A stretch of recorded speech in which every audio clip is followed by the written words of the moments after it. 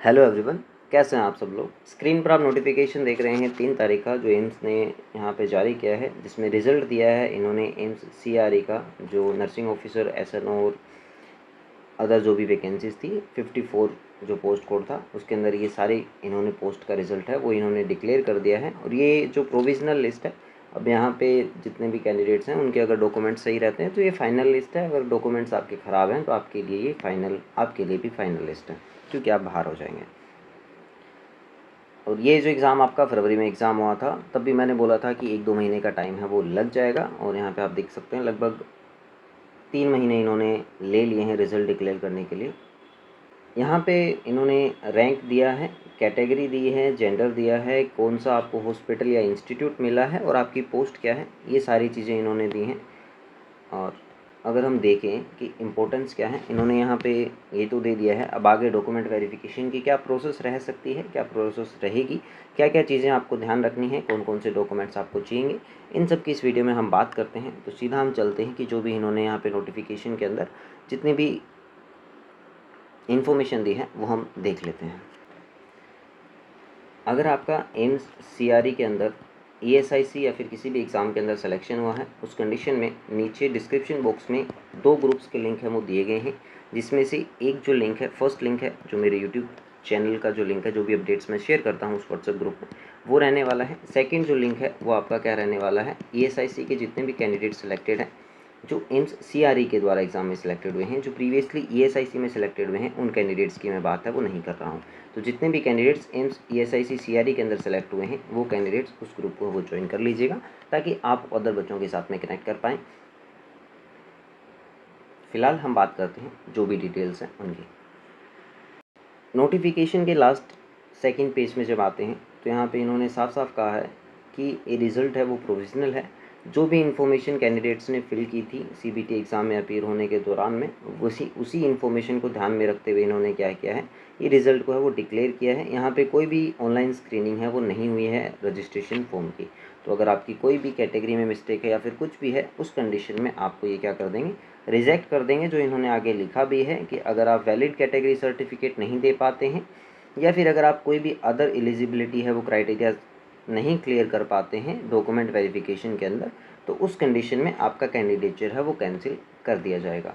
Next अगर आप देखेंगे, अब कैंडिडेट्स को अपनी जो भी आपने फॉर्म भरा है, कुछ कैंडिडेट्स होते हैं जो ऐसे ही एग्ज़ाम देने के लिए फॉर्म भर देते हैं 4th ईयर के साथ में, तो अगर आप उस कंडीशन में हैं तो उस कंडीशन में आप एलिजिबल नहीं रहेंगे। अगर आपका कोई भी कैटेगरी सर्टिफिकेट, क्वालिफिकेशन, एक्सपीरियंस कुछ भी अगर आपका मिसिंग है, कोई भी डॉक्यूमेंट आपका मिसिंग है या फिर सही नहीं है, इनएलिजिबल है, उस कंडीशन में आपकी सीट है वो क्या हो जाएगी, खाली रह जाएगी। और आगे जब भी वेटिंग लिस्ट आएगी उसके अंदर इसको ये कंसिडर कर लेंगे, लेकिन आपको वहाँ पे वह ऑफ जॉइनिंग है वो नहीं मिलेगी। अगर आप फिजिकल हैंडीकैप कैटेगरी से आते हैं, उस कंडीशन में जो भी इंस्टीट्यूट आपको मिलता है, मान लीजिए अगर आपको ईएसआईसी मिलता है तो ईएसआईसी का जो भी हॉस्पिटल आपको मिलता है, या फिर जो भी ईएसआईसी मान लीजिए किसी एक पर्टिकुलर हॉस्पिटल से अगर कराता है, तो वहाँ का जो भी मेडिकल बोर्ड होगा वो आपका एग्ज़ामिन करेगा और वो जब आपको पास कर देगा, उसी कंडीशन के अंदर आपका क्या है, यहाँ पे जॉइनिंग है वो होने वाला है। थर्ड, यहाँ पे जितनी भी जो लिस्ट की है इन्होंने, वो यहाँ पे वापस बार बार ये कह रहे हैं कि प्रोविजनली सिलेक्टेड हैं कैंडिडेट्स, अगर आपके डॉक्यूमेंट, सारे डॉक्यूमेंट्स हैं वो सही रहते हैं, उसी कंडीशन में आपको है वो क्या है, रेस्पेक्टिव जो भी इंस्टीट्यूट्स है या फिर हॉस्पिटल है, अपने हिसाब से जो भी उनका एलिजिबिलिटी क्राइटेरिया है उस हिसाब से आपको सीट है वो अलॉट करेंगे। इसके अलावा आपको यहाँ पे सीट अलोकेशन का जो प्रिंट आउट है वो आपको रखना है। आपकी जो रजिस्ट्रेशन स्लिप है उसका एडमिट कार्ड का प्रिंट आउट जो आप डैशबोर्ड से डाउनलोड कर सकते हैं। इसके अलावा जितने भी ओरिजिनल डॉक्यूमेंट्स हैं, मान लीजिए जो डेट ऑफ बर्थ को प्रूफ करते हैं, एजुकेशन क्वालिफिकेशन के आपका category certificate, physical handicap category से आते हैं, तो जितने भी डॉक्यूमेंट्स आपके रिक्वायर्ड हैं वो सारे आपके पास ओरिजिनल है वो होने चाहिए, रजिस्ट्रेशन वगैरह सब चीज़ें।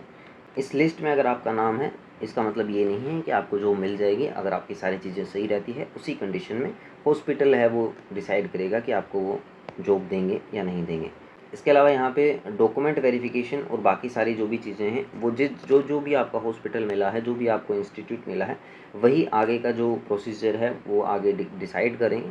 अब हो सकता है कि आपको ये साइट पर अपडेट दें, हो सकता है आपको ये क्या है, मेल पे अपलोड दें। यही 2 कंडीशन है जहाँ ये आपको क्या कर सकते हैं, अपडेट दे सकते हैं। तो आप मेल और जो ऑफिशियल साइट है, जो भी आपको हॉस्पिटल इंस्टीट्यूट अलॉट हुआ है, वो आप रेगुलरली चेक करते रहिएगा। कुछ हॉस्पिटल हो सकते हैं आपको इमीडिएटली बोल दें कि आपको 4 दिन में आना है, 3 दिन में आना है या 2 दिन में आना है।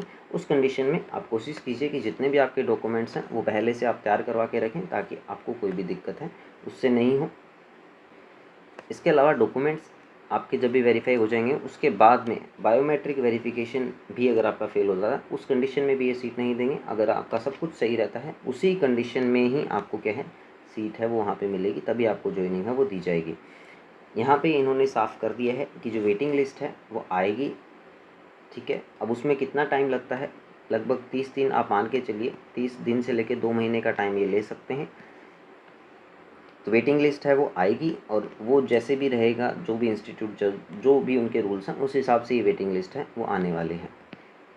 इसके अलावा यहाँ और कोई भी फर्दर अपडेट है वो नहीं है। तो अगर आपका कोई भी क्वेश्चन है, आप नीचे कमेंट सेक्शन में पूछ सकते हैं। इसके अलावा अगर आप मेरे व्हाट्सएप ग्रुप से जुड़ना चाहते हैं, उसका लिंक भी वीडियो के डिस्क्रिप्शन एंड कमेंट सेक्शन में दोनों में आपको मिल जाएगा। आप ग्रुप है वो ज्वाइन कर सकते हैं। मैं मिलता हूँ आपको नेक्स्ट वीडियो में, तब तक के लिए बाय बाय, टेक केयर।